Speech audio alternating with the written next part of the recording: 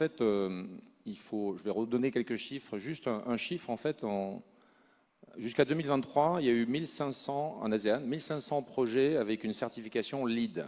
Donc c'est la certification américaine, US Green Building Council, qui est la plus reconnue, la plus utilisée.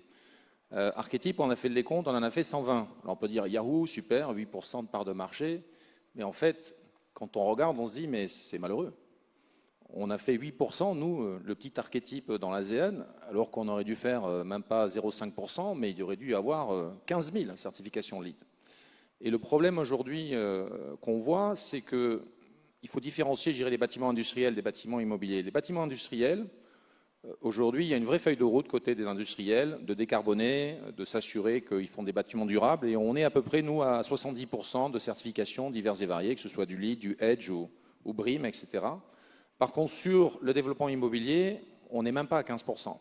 Et pourquoi on n'est même pas à 15%? Parce que autant sur les bâtiments industriels, on travaille en général avec des grands groupes internationaux ou des grands groupes régionaux, autant sur l'immobilier, effectivement, on va travailler avec des groupes immobiliers qui, eux, vendent à des consommateurs locaux qui, en toute franchise, se foutent complètement que le bâtiment, l'appartement qu'ils achètent ou le bureau qu'ils occupent soit vert.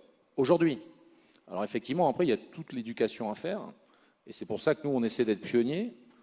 C'est aussi une des raisons pour lesquelles, en tant que groupe, on a décidé de ne plus forcément grossir en taille, puisqu'on est déjà 1000 et quasiment 600 sur la région ASEAN, mais on veut se focaliser sur la qualité et on veut se focaliser justement sur le bâtiment durable. Donc j'ai une annonce à faire, puisque je devais la faire, et 2030, on va essayer de faire en sorte, Archetype, de ne travailler qu'à 100% sur des bâtiments durables, à la fois dans l'industrie et dans l'immobilier.